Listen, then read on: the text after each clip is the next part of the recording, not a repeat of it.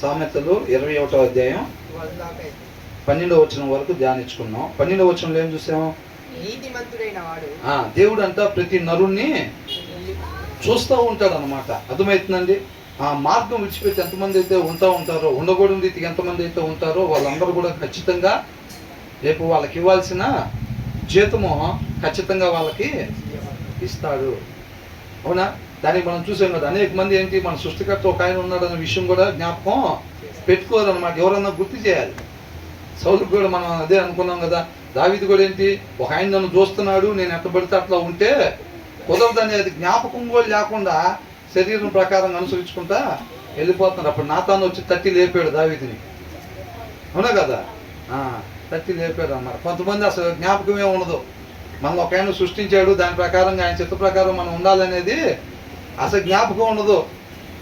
ఇక ఏదో మనంతటికి మనమే జన్మించాము, ఇక మన ప్రకారంగా మనం జీవించాలనే వర్షం ప్రకారంగా వీళ్ళు ఆలోచన చేసుకొని వీళ్ళకి నచ్చిన దాని ప్రకారం ముందుకి వెళ్ళిపోతూ ఉంటారు అన్నమాట. అర్థమవుతుందండి? అలాగా ఉండకూడదు. ప్రతి నరుణ్ణి దేవుడు చూస్తూ ఉంటాడు. ఉండకూడని రీతిగా కానీ ఉన్నట్లయితే కనుక ఖచ్చితంగా వాళ్ళకి శిక్ష తప్పదు. 13వ వచనంలో ఏమనుంది? దరిద్రుల మొర వినక చెవి మూసుకొని వాడు తాను మొరపెట్టినప్పుడు అంగీకరింపబడడు.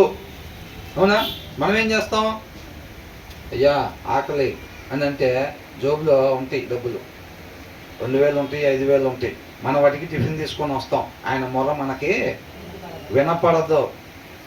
మనం మాత్రం కమ్మగా టిఫిన్ 2 ప్లేట్లు తిని చక్కగా మధ్యాహ్నం భోజనం చేసి సాయంత్రం నిద్రపోయే ముందు కింద మోకాళ్ళు వేయగానే దేవుడు వినేసేయాలి అమ్మటే. దేవా అనగానే అయ్యా, మనం కాదు అయ్యా అంటాం, ఆయనే అయ్యా అనే పరిస్థితి మన ఎక్స్పెక్టేషన్ అట్లా ఉంటుంది. ప్రభా వేసే మోకాళ్ళు ఎక్కడ వింటున్నావుగా అన్నట్టుగా చూసేవాళ్ళు లేదా అని ఒకసారి గుర్తు అట్లా కనుకుంటాం మన ఫీలింగు. ఇక్కడ ఏమంటున్నాడు? ఆయనగా తెలుసుకోవటం అంటే ఏంటంట, నువ్వు ఆ పేదోడి దగ్గర నువ్వు వింటే అయ్యా ఆకలి అంటే అయ్యా ఏం కావాలయ్యా అని నువ్వు అక్కడ వింటేనే ఇక్కడ నాకు కూడా వినపడిద్ది. ఆ ప్రాబ్లం ఉందంటున్నాడు దేవుడు. ఏంటంట, నువ్వు వాడు వినకుండా వస్తే నువ్వు చెప్పేది ఏంటో నాకు వినపడతలేదని అంటున్నాడు దేవుడు. అవునా కదా? నీకు అక్కడ వినపడితేనే ఇక్కడ నాకు కూడా వినపడుతుంది. అట్లా ఉంది మరి సెట్టింగ్ అని అంటున్నాడు. అది నన్నుగా తెలుసుకోవటం అని అంటున్నాడు. మనం ఏం చేస్తామని అంటే ఎవరైనా అవసరతల్లో ఉంటే మాత్రం వాళ్ళు అలిసేదేమి అస్సలు ఎంత ఆ పక్కన అడుగుతూనే ఉంటుంది, అయ్యా ఆకలి అయ్యా అని అంటూ ఉంటుంది. అది చిన్న జోబులో పెట్టుకుని వెళ్ళిపోతూనే ఉంటాం టిఫిన్ తీసుకొని ఫ్యామిలీ మొత్తానికి వెళ్ళిపోతాం. అసలు ఆమె చూసి చూడనట్టే. ఆమెకి వెళ్ళి కూడా చూసే పని. అక్కడ ఒక ఆమె ఉంది, పేద ఆమె ఉంది, ఆమె తింటానికి డబ్బులు లేవు అంట, అడుగుతుంది అని మొత్తం తెలుసా తెలీదా? తెలుసు. అయినా సరే 4 ఉంటే 8 ప్లేట్లు టిఫిన్ తీసుకొని బండి దగ్గర తీసుకొని వెళ్ళిపోతూనే ఉంటాం. మనం మాత్రం మోకాళ్ళు వేయగానే దేవుడు దేవదూతలు అందరూ రెడీ ఉన్నారా సార్ మోకాళ్ళు వేశారు అక్కడ. నేను మళ్ళీ ఆర్డర్ ఇచ్చిన తర్వాత మీరు షర్ట్ ప్యాంట్ వేసుకుంటారు కాల్చి అట్లా అవ్వకూడదు సార్, మళ్ళీ కోపం వచ్చింది. సార్ మోకాళ్ళు వేసే లోపల నేను మీకు చెప్పడం ఇమీడియట్గా వెళ్ళిపోయి సార్కి అవన్నీ కంప్లీట్ అయిపోవాలి అన్నట్టుగా మనం ఉంటుంది మన వ్యవహారం. అవునా? అట్లాగేం ఉండడు అంట ఆయన. మనం అనుకునేటట్టుగా ఆయన ముక్కు, ఆయన ముఖం, ఆయన కళ్ళు అట్లా ఉండవు అంట.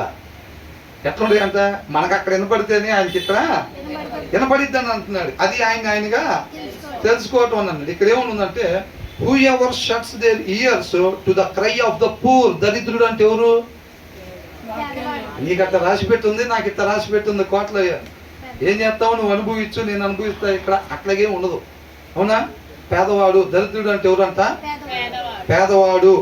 కాబట్టి పేదవాడు మొర్ర పెట్టుకున్నప్పుడు ఎవరైతే వాళ్ళు చెవులు మూసుకుంటారో, చెవులు మూసుకోవటం అంటే వాళ్ళు ఫిజికల్గా ఏం మూసుకోరు, విన్నట్టుగా వెళ్ళిపోతూ ఉంటారు.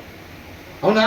అలాగే వెళ్ళిపోతేనంట ఏమైందనంటే cry of the poor will also cry out అని అన్నారు. ఏంటంట, ఖచ్చితంగా వీళ్ళు కూడా మొర్ర పెట్టుకోవాల్సి వచ్చింది అని అంటున్నాడు.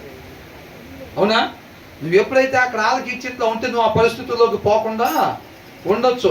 కానీ నువ్వు అక్కడ ఎప్పుడైతే వాళ్ళ అవసరతల్లో ఉండి, ఇది చూడండి ఇక్కడున్నా అయితే ఎవరైతే అవసరతల్లో ఉండి అక్కడ మొర్ర పెట్టుకుంటున్నారో వాళ్ళు నువ్వు ఎప్పుడైతే వినకుండా ఉన్నావు అని అంటే మాత్రం ఖచ్చితంగా నువ్వు కూడా అలాంటి పరిస్థితుల్లో మొర్ర పెట్టుకోవాల్సిన పరిస్థితి నీకు వచ్చిద్ది అని అంటున్నాడు. అంత మాత్రమే కాదు, నీకు మొర పెట్టుకునే పరిస్థితి వాళ్ళకిలాగా నీకు వచ్చిద్ది, నీ మొర పెట్టుకున్నా సరే ఆ మొరని ఎవరు వినేవాళ్ళు కూడా ఉండరు అని అంటున్నాడు. నీకు సమాధానం రాదు. అర్థమైందా? సౌలుని చంపుదు, ఇప్పుడు దావీదుని చంపుదామని సౌలు వెంబడబడుతున్నాడు. దావీదుకి దేవుడు తోడుకున్నాడని తెలుసు, అయినా సరే చంపుదామని వెంబడబడి మొత్తం అయిన తర్వాత నీతిమంతుడిని చంపుతామని చూస్తున్నా. కానీ తర్వాత ఏంటి, నేను యుద్ధానికి వెళ్ళాలా లేదా దేవా? ఏం చేస్తున్నాడు? మొర పెట్టుకుంటున్నాడు. మొర పెట్టుకుంటే దేవుడు ఏం చేశాడు? సమాధానం ఇవ్వట్లా. ఎంత మొర పెట్టుకున్నా సమాధానం ఇవ్వట్లా. ఎన్ని రోజులు ఎదురు చూసినా సమాధానం ఇవ్వట్లేదు. అప్పుడు ఏం చేశాడు? ఎక్కడికి వెళ్ళాడు? కర్ణపిశాచి దగ్గరికి వెళ్ళాడు. దేవుడు సమాధానం ఇవ్వకపోతే పరిస్థితి అలాగుంది. అవునా? ఒక్క మాట మాట్లాడుతూ నేను బ్రతుకుతాను అంటారు. ఎన్ని పాటలు ఉన్నాయండి?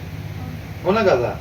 ఒక్క మాట మాట్లాడితే బ్రతుకుతాం. ఆయన మాట్లాడకపోతే మన పని అయిపోయినట్టు. మన పని అయిపోయినట్టే. ఆయన ఒక నిమిషం మౌనంగా ఉన్నాడంటే మన పని అవుతుంది. చేయకూడదు ఏదో మనం చేస్తాం. దావీదు ప్రతిదానికి అడిగేవాడు. అసలు చదువుతుంది, అసలు ఎంత దినాలు మళ్ళీ దేవుని చిత్తం అయితే మళ్ళా రావాలని కోరుకుంటున్నా. చక్కగా అసలు ధ్యానించుకుంటుంటే ఏమి ఇలా ఉన్నాడు అసలు అనిపించింది. ఏది చెయ్యాలన్నా ప్రభా వెళ్ళమంటావా వద్దా? అక్కడ ఎంతమంది ఉన్నారు అనేది కాదు, ఈయన దగ్గర కానీ ఎక్కువ మంది ఉంటే ప్రార్థన చేయటం కాదు. ఈయన దగ్గర 1000 మంది ఉండి అవతల యుద్ధానికి ఒక్కళ్ళే ఉన్నా సరే ప్రభా వెళ్ళమంటావా వద్దా? అది దావీదు అంటే. అర్థమవుతుందండి? మనమైతే ఏం చేస్తాం? ఒకడు, ఇద్దరు, 500 మంది, 900 మంది, 999 ఉన్నా అసలు ప్రార్థన చేయం. అవతల 1001 ఉన్నారనుకోండి, మన కాడ 1000 మంది ఉండి ప్రభా రే మోకళ్ళే అమ్మ మోకళ్ళే. ఎందుకు? అవతల 1001 ఉన్నారు, మనం 1000 మందే ఉంది. ఇప్పుడు ఆయనతో పని. అవసరాలకి యేసయ్యా, అవసరాలు తీరిపోతే బోడి మల్లం లాగా. ఏంటంట? బోడి మల్లం లాగా అనమాట. 1001 ఉన్నారు కాబట్టి వెయ్యండిరా మోకాళ్ళు. అదే ఒకడే ఉంటే మోకాలతో పని లేదు, ఊదేయటమే. అవునా కదా? అట్లాగ అనుకుంటారు చాలా మంది. కాబట్టి ఏంటంట, దావీదు కూడా అట్లా, ఇప్పుడు సౌలు కూడా అట్లాగే అనుకొని మొరపెట్టుకుంటే దేవుడు సమాధానం చెప్పాడా? సమాధానం చెప్పలేదు ఆయన. కాబట్టి తర్వాత ఆయన దారి తప్పిపోయినట్టుగా మనం చూస్తున్నాం అనమాట. ఎవరైతే అవసరతల్లో ఉండేవారి, పేదవారి ఎవరైతే ఉంటారో, మనం అదే దావీదు గురించి ధ్యానించుకునేటప్పుడు ఒక విశ్వాసి కన్నులు ఎక్కడ ఉండాలంట? ఎవరెవరైతే అవసరతల్లో ఉన్నారో ఆ కాలనీలో వాళ్ళని ఐడెంటిఫై చేసేటట్టు ఉండాలి.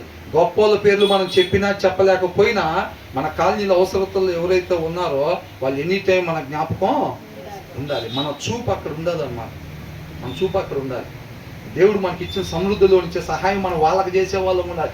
గొప్ప వాళ్ళని పిలిస్తే వాళ్ళు కూడా మనల్ని పిలుస్తారు. రేపు వాళ్ళ ఇంటికి కానుకలు పెట్టగలిగిన వాళ్ళనే పెళ్ళిళ్ళకి పిలుస్తారు. ఇది మనకేం పెట్టగలరా అనుకుంటే పిలవరు. పెళ్ళిళ్ళే కాదు, క్యారల్స్ కూడా అంతే ఉంటాయి. పాస్టర్ గారు వెళ్తే కవర్ చేతిలో పెట్టగలిగిన వాళ్ళ ఇంటికే పోయి తప్పెట్లు కొట్టేది. ఓసన్నా ఏసన్నా అనేది వాళ్ళ ఇంటికాడే. మిగతా వాళ్ళు అర్హులు కాదు పాపం.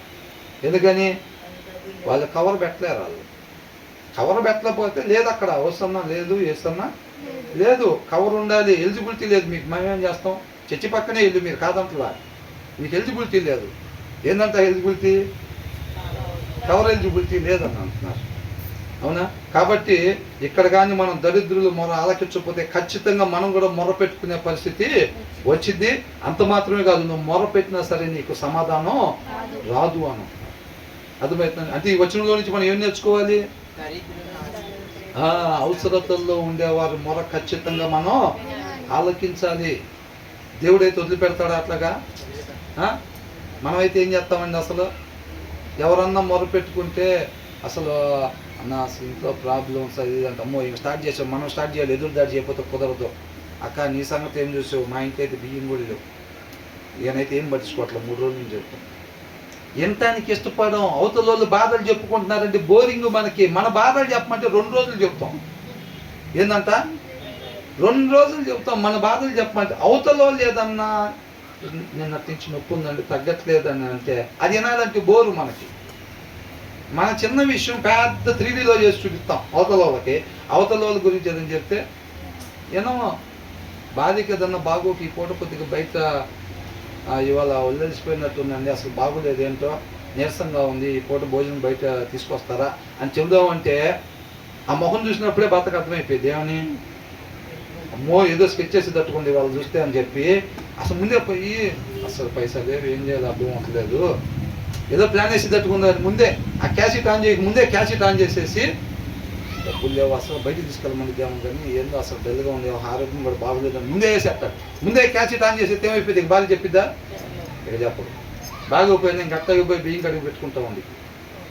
అవునా కదా, అమ్మాయి ఆ జస్ట్లో తెప్పించుకున్నాం అంటారు, జస్ట్లో తెప్పించుకున్నాం, కాకపోతే ఏదో బయటకు పోతే ఇప్పుడు అయ్యాయి 1500 2000 అయ్యాయి, అంత మాత్రమే కాదు నేను ఇప్పుడు బయటకు పోయి ఊరంతా తిప్పుకోవాల్సి వచ్చేది అని అనుకుంటారు. అట్లా అవతల వాళ్ళ బాధని వినే ఆలోచన ఓపిక ఇప్పుడు ఉండలేదు. చెప్పమంటే మన బాధలు చెప్పమంటే మన మాత్రం వాళ్ళు వింటూ ఉండాలన్నమాట. అసలు బాగలేదండి ఇంట్లో పరిస్థితి ఇట్లా, మొన్న ఏమైంది అనుకున్నారు, పోయిన వారం ఏమైంది అనుకుంటున్నారు, చెప్పమంటే మొత్తం చెబుతారు, బాధలన్నీ చెప్పుకుంటారు, ఎంత ఇష్టం. అవతల వాళ్ళు చెప్తే మాత్రం అస్సలు ఏనబుద్ధి అవ్వదు అనమాట. వివేకం లేని వాళ్ళు చేసే పనులన్నీ రాస్తుంది వాక్యంలో. అవునా, వివేకం కలిగిన వాళ్ళు ఏంటంటే వాళ్ళు నిజంగా లోపల బాధ పెట్టుకొని ఏంటి బాగానే ఉన్నారా అని అంటే బాగానే ఉన్నామండి ఏంటంటే అట్లా కాదు, ఏదో డల్లుకున్నావు మొత్తానికి, ఏంటి చెప్పు పర్లేదు అని అంటారు. వివేకం కలిగిన వాళ్ళు వాళ్ళ హృదయ అంతరంగం లోపల ఉన్న దాన్ని భావాల్ని బయటికి తీస్తారు వివేకం కలిగిన వాళ్ళు. అర్థమవుతుందండి. మన వాళ్ళు జ్ఞానం జ్ఞానం జ్ఞానం అని బెదరు చెబుతున్నారు, సామెతలు చదివితే బాగా జ్ఞానం వచ్చిందని ఈ జ్ఞానం సంపాదిస్తూ ఉంటారు. ఏ జ్ఞానం, అవతల వాళ్ళు ఏం చెప్పకముందే మనమే చుట్టాలు ఇంటికి వెళ్ళాలంటే ఏం చేస్తాం, పాత బట్టలు, ఎందుకని కొత్త వేసుకెళ్తే డబ్బులు వచ్చినాయి అనుకుంటారు, డబ్బులు అడుగుతారేమో అని చెప్పి ఆ ఉంగరాలు గింగరాలని తీసి జోబులో పెడతాం, 5 వేసుకెళ్ళి ఆరబెట్టేసి కాముకి వెళ్ళి రావటం చుట్టాలు ఇంటికి. అవునా, బేదోళ్ళలాగా వెళ్ళిపోయి నవ్వితే డబ్బులు ఉన్నాయి అనుకుంటారు, అంత బాగానే ఉన్నట్టుంది ఇంట్లో పరిస్థితులను అనుకుంటారు. నవ్వకుండా అట్లా ఉండటం రావటం, నవ్వకుండా అక్కడ నవ్వుతారు, వాళ్ళు ఇంటికి వెళ్ళినప్పుడు డబ్బులు అడుగుతారు వాళ్ళు అని చెప్పి ఏంటంట దారిలోనే చెప్పుకుంటారు ఇద్దరు భార్య భర్త. ఏమని, నువ్వు నవ్వద్దు నేను నవ్వను, వాళ్ళ ఇంటికి వచ్చింది, వాళ్ళ ఇంటి దగ్గర నుంచి బయటకు వచ్చిన తర్వాత ఇద్దరం నవ్వుకుందాం, పిల్లల్ని చేసుకుని వెళ్దాం, హోటల్కి వెళ్ళి నవ్వుకుంటా తిందాం, నవ్వుకుంటా పడుకుందాం, నవ్వుకుంటా మన నలుగురు కాకుండా వేరే వ్యక్తి వచ్చినప్పుడు మాత్రం నవ్వద్దు. అది ఫ్యామిలీ రూల్స్. అవునా కదా, ఫ్యామిలీ రూల్స్ అట్లా లేరా? ఖచ్చితంగా ఉన్నారండి, చాలామంది ఉన్నారు. కాబట్టి అలాంటి పరిస్థితులు ఉంటాయి. కాబట్టి ఆయనగా ఇక్కడికి వచ్చి మనం పాటలు పాడేసేసి మోకాళ్ళు వేసేసి ప్రార్థన చేసి వాక్యం శ్రద్ధగా విని బయట మొత్తం అది అట్లా జీవించేసి వచ్చి ఇక్కడికి వచ్చి ఒంగోని నడిచిపోయి నిదానంగా ప్రవర్తిస్తే ఏం రాదు. ఆయన దానికి ఏమి మోసపోయేవాడు కాదు. రేపు అక్కడికి వెళ్తాం ముట్టికాయలు పడతాయి మనకి. ముట్టికాయలు అని అంటే ఊరిని టక్క బట్టి పలా నిత్య జీవానికి అని ఏమో అనరు. ముట్టికాయలు అంటే ఏంటి, నిత్య నరకంలో పడేస్తారు. అవునా కదా, అయ్యి ముట్టికాయలు అంటే. అలాగుండి బాగానే నటించేమే, ఎక్కడ తేడా పడింది అంటావు. అక్కడ ఒక్కడు ఊరే నువ్వేం నటించావు, నిన్ను మించి నటించాను నేను అక్కడ, అయ్యగారు ఇంకా బాగా నటించాడు, ఆ మూల మీద ఉన్న పరిస్థితి ఇది. అవునా, అట్లాగా పరిస్థితి ఉండిద్ది. అక్కడ జనాన్ని కిందంతా బాగానే మేనేజ్ చేసాను, కానీ కింద రూల్స్ పైన లేవు అనుకుంటారు, పైన వేరే రూల్స్ ఉన్నట్టున్నాయి, అందుకని మనం అందరం ఇటు పడ్డాం అని అనుకుంటారు. ఇది వాస్తవ సారాంశాన్ని తీసుకొని దయచేసి స్టోరీ చెప్తున్నారు లేదు బ్రదర్, స్టోరీకి బాగానే ప్రిపేర్ అయ్యే వాళ్ళు అనుకో, సారాంశాన్ని తీసుకొని మనకు అర్థం కావాలని అట్లా చెప్తున్నాం అంతే. కాబట్టి మనం ఏంటి, అంతరంగాన్ని చూస్తాడు ఆయన, పై వేషధారణ చూడరు. మనం ఎప్పటి నుంచో అనుకుంటున్నట్టుగా నేను మనం ధ్యానించుకున్నాం కదా లాస్ట్ టైము, ఏంటంట వాక్యం చదవని విశ్వాసులు. ఎవరంట, వాక్యం చదవని విశ్వాసం. వాక్యం చదవకపోతే దాని ప్రకారంగా ఉండాలని వాళ్ళకి ఆశ కూడా కలగదు, వాళ్ళకి ఆశ కూడా కలగదు. ఇంకా ఆయన ఏం ఆశ్రయిస్తారు, ఆ ఆశ కలిగిన వాళ్ళు ఆయన ఆశ్రయిస్తారు. ఆశపడే ప్రాణాన్ని ఆయన తృప్తిపరుస్తాడు. వీళ్ళు చదవరు, వీళ్ళు తెల్ల సొక్కాలు మాత్రం 1 డజన్ తెచ్చుకుంటారు. ఎన్ని, నీకు 1 డజన్, నాకు 1 డజన్ చీరలు, తెల్ల చీరలు ఏం 1 డజను, ఆయనకి 1 డజన్ తెల్ల సొక్కాలు. అవునా, అలంకరణ మొత్తం మిగతా టైంలో సోమవారం గురువారం మన ఇష్టం రంగుల డ్రెస్సులు, మిగతా టైము వైట్ డ్రెస్సులు. అవునా, అట్లాగా అవన్నీ దేవుడు పట్టించుకుంటాడా? ఎలివేషన్ మాత్రం కడతాం. నెంబర్ 1 క్రైస్తవుడు ఎలివేషన్ మాత్రం మన జీవితంలో ముందు పెడతాం, వెనకాలంతా మన ఇష్టం. అట్లా ఉండిద్ది. పిల్లలు చూడరా, చూస్తూ ఉంటారు. డాడీ అక్కడి నుంచి భయంకరంగా చెబుతాడు, ఇంటికాడ ప్రార్థన చేయడం అసలు పిల్లలు చూడరా, కంపల్సరీగా చూస్తారు. ఆ ఇంటి ఎలివేషన్ కాకుండా పిల్లలకి ఎలాగ ఉందో కూడా కనపడుతుంది. వాళ్ళు కూడా ఏం చేస్తారు, ఇల్లు అట్టగే కడతారు. ఎట్లా కడతారు? విశ్వాస ఎలివేషన్ ముందు పెట్టి వెనకాల ఇష్టానుసారమైన ఇల్లు కట్టుకుంటారు. వాళ్ళు కూడా అట్టగే అయిపోద్ది. అదే ఆస్తి మరి వాళ్ళకి ఇచ్చేది పిల్లలకి ఇల్లు. అవునా కదా? అలా ఉండకూడదు. అవునా? కాబట్టి మనం లోపలైనా బయటైనా ఒకటేలాగా ఉండాలని అంతే. తర్వాత ఏమంటున్నాడు, ఖచ్చితంగా మనం మొరబెట్టుకోవాల్సిన పరిస్థితి వచ్చిందంటే వాళ్ళ మొర ఆలకించకపోతే మాత్రం. అర్థమవుతుందండి? సరే, మొరపెట్టుకునే పరిస్థితి వస్తే వచ్చిందిలే కాదు, మనం మొరపెట్టుకున్న దానికి సమాధానం రాదు అని ఉంది. ఎందుకని? ఇదంతా ఎందుకు జరిగింది? మన అవసరతల్లో ఉన్న వాళ్ళ మొర మనం ఆలకించకపోతే, ఆ ప్రేమ లేకపోతే, ఆ దయాగుణం లేకపోతే, మనం ఆయనలో నాటపడకపోతే అది మనలో ఉండదు. ఎప్పుడు వెళ్ళిపోతాం అట్లాగా మనం అంటే, మన హృదయంలో వాక్యం లేకపోతే అట్లాంటి స్వరాలు మనకి వినపడవు. ఆ స్వరాలు కొద్దిగా మనకి ఇబ్బందికరంగా ఉంటాయి. అయ్యా ఆకలి అయ్యా అంటే అవన్నీ కొద్దిగా ఇబ్బందికరంగా ఉంటాయి. ఎప్పుడు? మన హృదయంలో వాక్యం లేనప్పుడు. హృదయంలో వాక్యం ఉంటే చక్కగా వాళ్ళకు కూడా ఆ మొర చక్కగా వినపడిద్ది. వాళ్ళకు కూడా ఏదైనా టిఫిన్ ఇప్పిస్తారు. వెళ్ళేటప్పుడు ఒక మాదిరిగా వెళ్ళినా వచ్చేటప్పుడు అంతరంగంలో గంతులు వేసుకుంటూ వస్తారు. దేవుడు మహాకృప, ఆయనకే స్తోత్రాలు. చక్కగా ఆయన కృపను బట్టి ఒక మంచి కార్యానికి వాడుకున్నాడు, మనల్ని నడిపించాడు అని చెప్పి చెప్పలేని ఆనందం ఉండిద్ది. ఏంది భలే నవ్వుకుంటూ వస్తున్నావు ఇంటికి అనాలి భార్య. ఏంది ఇందాక మామూలుగా వెళ్ళావు, డబ్బులు అయిపోతుంది, 4 ప్లేట్లు టిఫిన్ అన్నారు, ఇంట్లో ఉండితే బాగుండేది అన్నట్టు మొహం పెట్టుకొని వెళ్ళావు. వచ్చేటప్పుడు ఏం నవ్వుకుంటూ వస్తున్నావు? 4 ప్లేట్లు అనుకుని వెళ్ళా, అక్కడికి వెళ్ళిన తర్వాత 5 ప్లేట్లు అయినాయి, అందుకే ఆనందపడుతున్నా అని చెప్పాలి భర్త. అవునా? ఒకవేళ యోగు భార్య ఇలా ఉందనుకో, దానిక అయితే 1 ప్లేట్ ఎక్స్ట్రా బాగుట్టి వచ్చామన్నమాట. 4 ప్లేట్లు ఎలా పెడితే పర్వాలేదు ఆ కమ్మగా. అవునా? ఏమో తింటా ఉంటుంది, పిల్లలు తింటుంటే మురుసుకుంటా ఉండిద్ది. ముక్కు మొహం 4 ఎందుకు ఇచ్చి వచ్చావు, రేపు పనికి వచ్చాయి కదా టిఫిన్ డబ్బులు, ఇట్లాంటి పనిలే చేస్తూ ఉంటావు కదని చెప్తే చాలు. ఎవరు? యోగు భార్యలాగా ఉంటే కనుక పరిస్థితి అట్లా ఉంటుంది. సార్ లోపల బైబుల్ చదువుతుంది, మేడం గారు బయట కూర్చొని షార్ట్స్ చూస్తున్నారు అనుకోండి యూట్యూబ్లో, మరి అంతరంగం అట్ట కాకపోతే ఎట్ట తయారైద్ది ఇంకా? అవునా కదా? సార్ లోపల ప్రార్థన చేస్తూ ఉంటే అంటే పొద్దుగూకులు సారేనా ప్రార్థన? పొద్దుగూకులు సారేనా? అన్ని ఎగ్జాంపుల్స్ సార్ బైబుల్ చదవటం, మేడం గారు బయట యూట్యూబ్లు చూడటం, అంతేనా? మేడం గారు లోపల బైబుల్ చదువుతున్నా, సార్ యూట్యూబ్ అని చెప్పచ్చుగా మీరు వాక్యం ఎప్పుడన్నా. ఎందుకు పాస్టర్ గారు వాళ్ళకి ఎందుకు అట్లా రాదు? చాలా చోట్ల ఎందుకంటే ఎక్కువ శాతం చెప్పేవాళ్ళు జెంట్స్ ఉంటారు కాబట్టి గబప్పని అట్లా వచ్చింది, అంతే తప్ప ఏం లేదు. దేవుడి దృష్టిలో ప్రతి ఇద్దరు కూడా సమానం, 1% కూడా తేడా ఉండదు. అర్థమవుతుందండి? అనేక చోట్ల స్త్రీలు గొప్పగా ఉండే వాళ్ళు ఉన్నారు. మొన్న విషయం చేస్తే నేను మన ప్రేయర్కి వచ్చా, ఆ రోజు జాన్పాల్ గారు వచ్చారు కదా, నేను అప్పుడు ఇట్లా వస్తున్నా. నేను అట్లా వస్తుంటే ఆడవాళ్ళు ఎవరో ఇక్కడి నుంచి వెళ్తా నాకు ఎదురయ్యారు, ఇక్కడే ఈ చెప్పులు వేసుకునే దగ్గర ఎదురయ్యి, అదేంటి ఏ చర్చిలో చూస్తే అందరూ ఆడవాళ్ళే ఉంటారు, ఇక్కడేంటి అందరు మగవాళ్ళు ఉన్నారన్న అంటున్నారు. అందరు మగవాళ్ళు ఉన్నారన్నారు. నేను చెప్పి అబ్బో అసలు ఈ మాట చాలా ఆనందంగా అనిపించింది నాకు. ఎందుకంటే ఎక్కడ పోయినా కానీ జనాలకు ఆడవాళ్ళు ఉంటారు. ఆ రోజు అందరూ మగవాళ్ళే కనపడుతున్నారు. ఒకవేళ ఆడవాళ్ళు ఉన్నా సరే పాపం ఇరుక్కొని ఇక్కడ బయటికి కనపడుతున్నట్టుగా కూర్చున్నారు. మగవాళ్ళు అందరూ కుర్చీలో కూర్చున్నారు.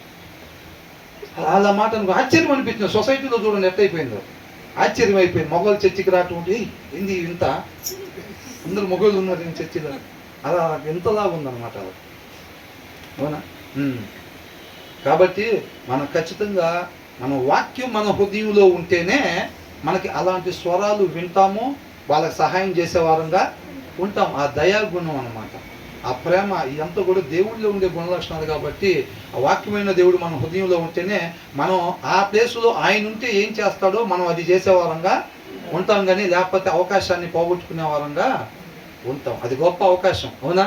అది అవకాశం ఏంది బ్రదర్, డబ్బులు అవ చేసుకుంటే అవకాశం ఏందంటారా? అట్లా అన్నర్లే ఇక్కడ సత్యస్వరూప సహవాసంలో అట్లా ఉండదు. అవునా? ఎందుకంటే కాపురం మాదిరికరంగా ఉంటారు కాబట్టి ఇచ్చే విషయంలో మనం కూడా గుడ్డిగూరులోనే వెనకాల దారిని పడిపోతూ ఉంటాం.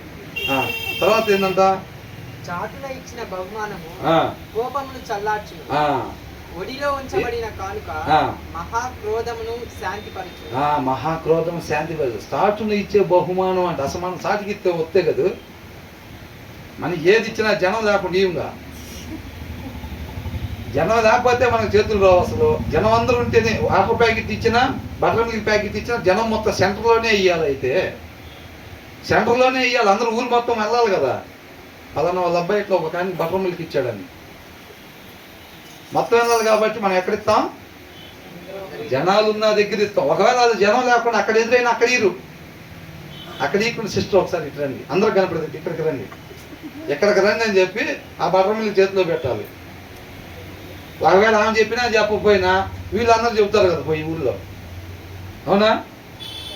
అన్నారా, అన్న వెళ్తున్నాడు మన బర్రమిల్లికి ఇచ్చేట ఒకరికి రోడ్డు మీద, అది ఉండాలి కదా మనకి, అర్థం అనుకుంటుంది. ఇక్కడ ఎక్కడ ఇచ్చారంట బహుమానం? చాటునిచ్చే బహుమానం అంట, కోపాన్ని చల్లార్చును. తర్వాత ఒడిలో ఉంచబడే కానుక మహాక్రోధమును శాంతపరచును అంటున్నాడు. అప్పట్లో ఎలాగుండేదంటే సమాధానం కోసం కానుకలు ఇచ్చుకునేవాళ్ళు. అర్థమవుతుందండి? ఇది ఆ టైంలో అప్పుడు వాళ్ళకి రాసింది కదా, అంటే వాళ్ళకి మాత్రమే కాదండి, కాదు డైరెక్ట్గా రాసింది వాళ్ళకి, అవునా? కాకపోతే ఇది మనకు కూడా రాశారనమాట. కాబట్టి డైరెక్ట్గా అయితే వాళ్ళకి, కానీ సమస్త మానవాళికి సంబంధించింది అనమాట.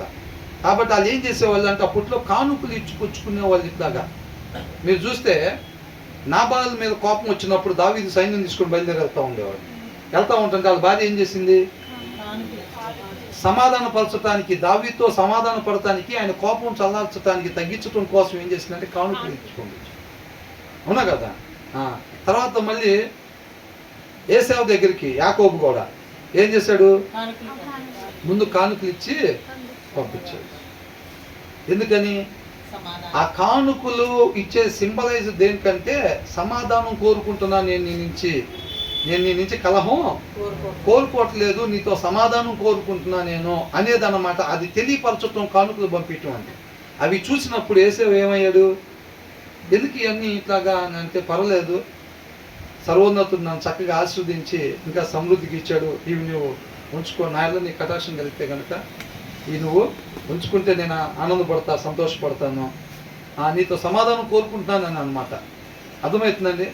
అట్లా కానుకలు ఇచ్చే దానికోసం ఈ వచనం నుంచి మనం ఏం చేయాలని అంటే, ఈ వచనం నుంచి ఏం నేర్చుకోవాలంటే సమాధానాన్ని వెంటాడాలి మనము, కలహాలని మనం కోరుకోకూడదు. విశ్వాసం ఏంటంట? సమాధానం ఉండాలి. విశ్వాస జీవితంలో సమాధానమే ఉండాలి తప్ప కలహాలు అనేవి మన జీవితంలో ఎక్కడ ఉండకూడదు అనేది మనం తెలుసుకోవాలన్నమాట. ఒక్కొక్క వచనంలో మనం తెలుసుకుంటున్నాం కదా. 8వ వచనంలో ఏం తెలుసుకున్నాం, 9లో ఏం తెలుసుకున్నాం, 10, 11, 12 మన 4 వచనాల నుంచి మనం ఏం తెలుసుకున్నామో ప్రతి వచనంలో నుంచి మనం ఏమి తెలుసుకోవాలి, దాన్ని మన హృదయం మీద రాసుకుంటుంటే ఆ లోపల ఉన్న చెత్తంతో పోయి చక్కగా ఉండాల్సినవి మన హృదయంలో ఉంటాయి. దాని ప్రకారంగా మనం నడుచుకుంటాం అన్నమాట. మనిషి ఎక్కడి నుంచి తీస్తాడు మాట? హృదయంలో నుంచి తీసి మాట వచ్చింది. ప్రవర్తన హృదయంలో ఏది ఉంటే అది బయటికి వచ్చింది అన్నమాట. కాబట్టి అవన్నీ మన హృదయంలో రాసుకునేటప్పుడు మనం ఎక్కడికైనా సమాధానాన్ని వెంటాడుతాం తప్ప మనం కలహాలని రేపం. అది మన హృదయంలో లేదనుకోండి, అనుకుంటాం సమాధానం కావాలని, కానీ ఆడికి వెళ్ళిన తర్వాత గొడవ పడతాం. అంతే, మనమే గొడవ పడతాం, మన మాటే కుదరదు, మన ప్రవర్తనే కుదరదు, ముందు మనమే దెబ్బేస్తాం. దానివల్ల పెద్ద గొడవ కేసుల్లోకి పోయి. కానీ ఏమనుకుంటాం? అదే నేను అనుకోలేదురా, అసలు చేసుకుందామని నేను అనుకోలేదని అంటాం. మరి ఏమనుకున్నావురా అంటే, అక్కడ పోయి ఇరువురు కలిసి మాట్లాడుకొని సమాధాన పడదామని అనుకున్నాను రా. నువ్వు అనుకున్నావు, నీ హృదయంలో అది లేదుగా. కానీ వాక్యం చదవకుండా వాక్యానుసారం ఉండాలని చాలా మంది అనుకుంటూ ఉంటారు ఈ దినాన క్రైస్తవులు, అవునా? వాక్యం చదవరు, ఎలా జీవిద్దాం అనుకుంటున్నాం అంటే ఏం చెప్తారు? వాక్యానుసారంగా జీవిద్దాం అనుకుంటున్నాం అంటారు. అది వాళ్ళ వల్ల ఇద్దా? రాదు. వాళ్ళ హృదయంలో వాక్యం లేకుండా వాక్యానుసారంగా జీవించటం వాళ్ళ వల్ల కాదు, మీ వల్ల కాదు, నా వల్ల కాదు, ఈ భూమి మీద ఎవరి వల్ల కాదు. అది వాక్యం అయ్యున్న దేవుడు నడిపింపు ప్రకారంగానే అయింది తప్ప ఆయనకి డ్రైవింగ్ సీట్లో లేకపోతే ప్లేసు నువ్వు ఎన్ని అనుకున్నా కానీ అది అవ్వదు. అర్థమవుతుందండి? కాబట్టి ఆయన నడిపింపుకు మనం లోబడాలన్నమాట. ఆయన నడిపింపుకు మనం లోబడితేనే అది అయ్యింది. కాబట్టి ఈ వచనంలో ఏమంటున్నారు? మన సమాధానాన్ని కోరుకోవాలి తప్ప ఎక్కడైనా సరే వాళ్ళకి పడాల్సిందే వాడి దెబ్బలో. అసలు నేనే కొట్టాల్సింది, విశ్వాసం కాబట్టి కొట్ల నేను మొన్న. ఇంటి పక్కన వాళ్ళు తంతే హాయిగా ఉండేది. ఎందుకు? మనం తన్నకూడదు. ఎందుకని? మన విశ్వాసం. నేను చేసుకుంటే బుక్లో రాస్తారు. అక్కడ ఏమైందంట? మనం చేసుకుందాం అంటే నా బుక్లో రాస్తారు, వాళ్ళదంటే వాళ్ళ బుక్లో రాస్తారు, ఇద్దరు పోతారు, ప్రాబ్లం ఉండదు. నేను మాత్రం ఉంటాను నిత్య జీవనంలో.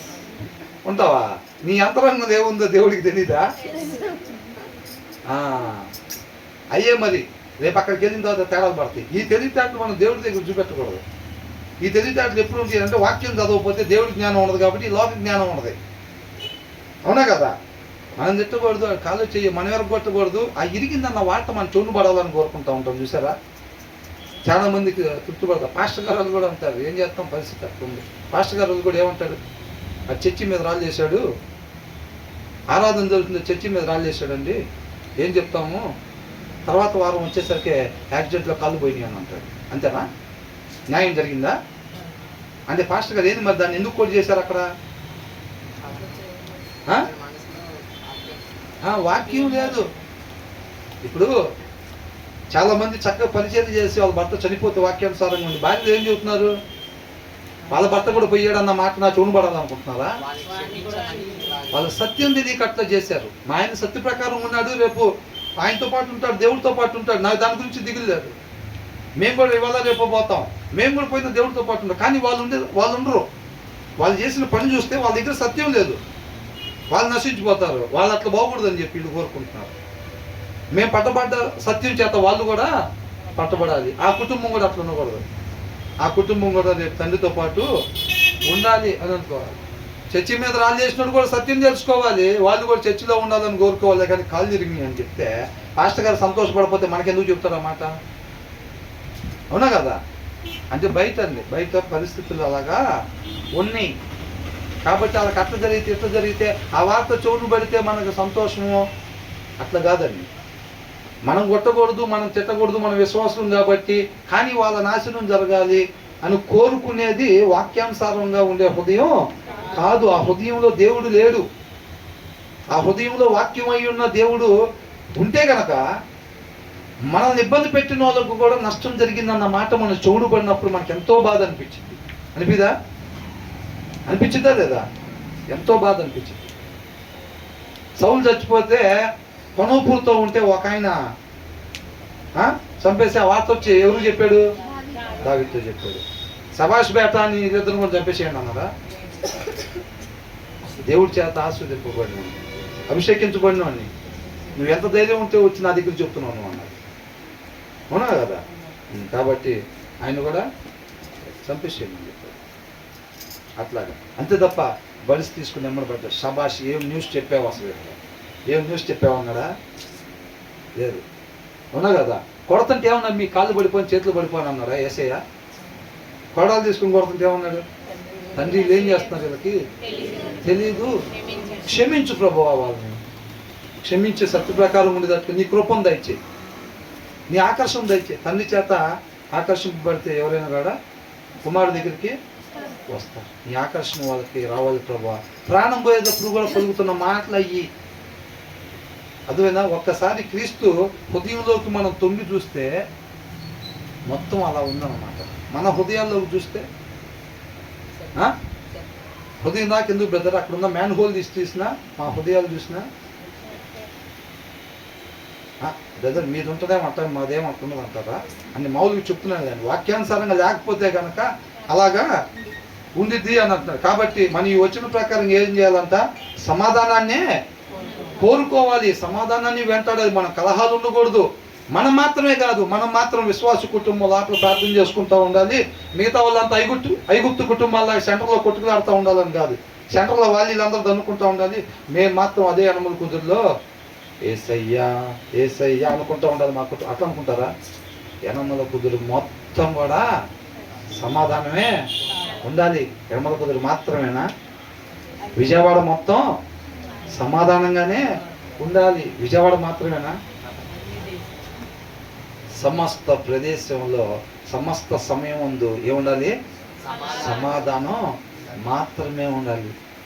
ఈ మాట పలకాలంటే పొద్దున్నే లేచి మోకరించాలి. అప్పుడే పరిశుద్ధాత్మ దేవుడు నడుపుతాడు ఇట్లాంటి మాటలతో.